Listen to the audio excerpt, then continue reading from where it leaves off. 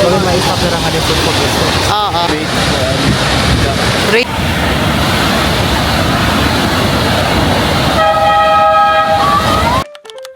Our destination today is only 45 minutes away from Rotorua. And since we're going out of town, excited talaga kaming makita ang country or suburbs ng New Zealand. And it never disappoint. Tignan nyo naman yan guys. The hills are alive, the grass are green and bright, at ang tataba ng mga baka at ng mga sheep. Totoo nga ang nakikita natin sa mga postcards. We're here at Huka Falls River Cruise. And can you see? We're going there.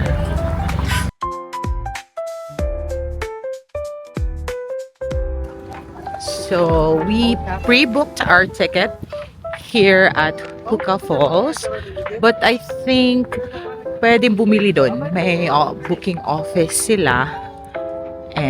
But the danger is that baka maubos yung slot. So we just booked online. The Huka Falls is located at Taupo, Northern Islands of New Zealand.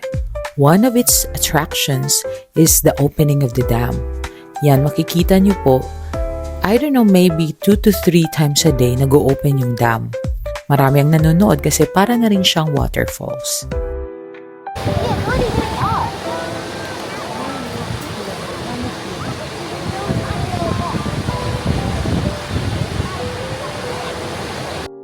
We came to Huka Falls to ride the river cruise, which will take us directly to the falls. First time experience ko to na through a boat is lalapit ka talaga sa falls.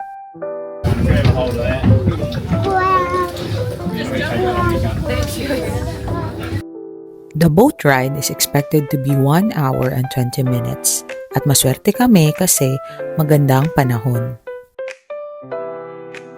Nagulat talaga ako nung dumating kami dito sa Huka Falls kasi alam kong tourist destination to at maraming pumupunta.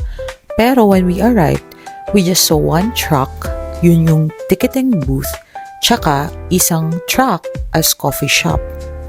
Di ba sanay tayo sa Philippines na kapag tourist spots, marami talagang tao, maraming tiyangge, tindahan ng pasalubong, tapos nag-o-offer ng iba't ibang rides, ng activities. Walang ganun sa New Zealand guys, kaya medyo na-culture shock ako. Anyway, after a few minutes, our boat arrived exactly at the falls.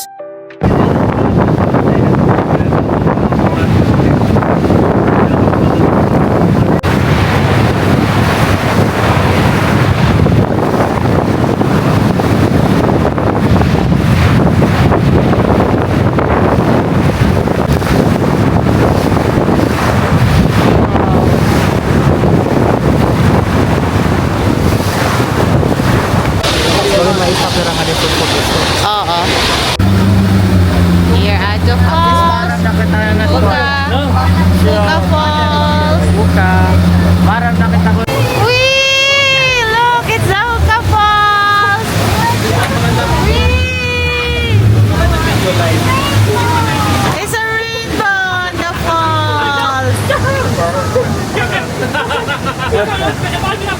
Come here, come here. Come here.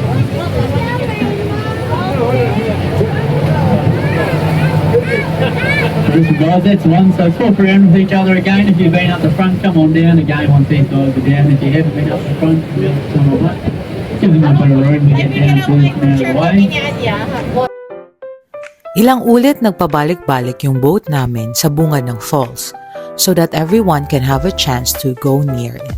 At first nakakatakot kasi ang lakas ng ragasan ng tubig, but sa third na siguro na try is okay na. Chika minute lang pala guys. Alam nyo, napansin ko dito sa New Zealand, yung isang worker, marami siyang roles. For example, yung captain namin, siya na rin yung crew, siya rin yung tour guide, siya rin yung tumatao sa ticketing booth, siya yung lahat. Pero sabi nila ganun daw dito sa New Zealand. It's the Kiwi way daw. Isang tao, maraming roles at responsibilities. Anyway, after ng cruise namin, dumiretso kami sa Aratiatia Rapid Scenic Reserve. Malapit lang yun kung saan nagsisimula yung boat ride namin. Kaya nilakad lang namin. Itong pinupuntahan namin guys is also a tourist attraction.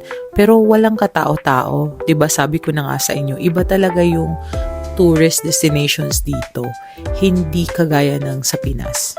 Anyway, after a few minutes, we arrived to this scene.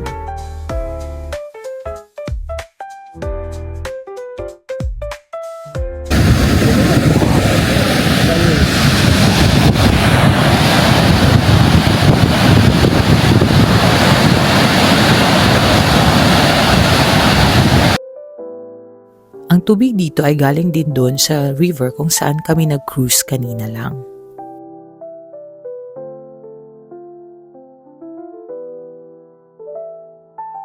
Ang kagandahan nitong Hookah Falls is that pwede mo siyang malapitan sa bungad niya at pwede ka rin makapunta sa taas mismo ng falls na yan. So we went there, which is malapit rin naman at napakaraming taong pumupunta doon. I guess mas easier siya at free ang makapunta sa location na to kaysa dun sa cruise. Sa dami nga ng tao, may nakilala kaming mga Bisaya at as usual, chika-chika kami in Bisaya. Ingon pa nila lahig yun makigstorya sa Bisaya.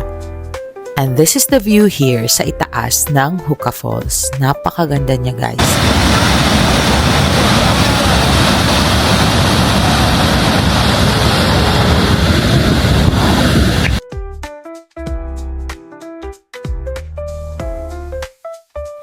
Napakagandang mag-picture-picture dyan. At alam nyo ba, kung nasa ibang bansa kayo, alam nyong Pinoy yun kung mahilig mag-picture ng paulit-ulit at isang grupo yung nagpipicture. And walang pakiang Pinoy, basta maganda ang picture. Di talaga nakakasawang tingnan ang waterfalls na yan. Di man siya kataasan pero ang laki naman niya at napakalakas ng agos ng tubig. And that's it for our Hookah Falls experience, everyone. Thanks for watching. See you in my next New Zealand vlogs.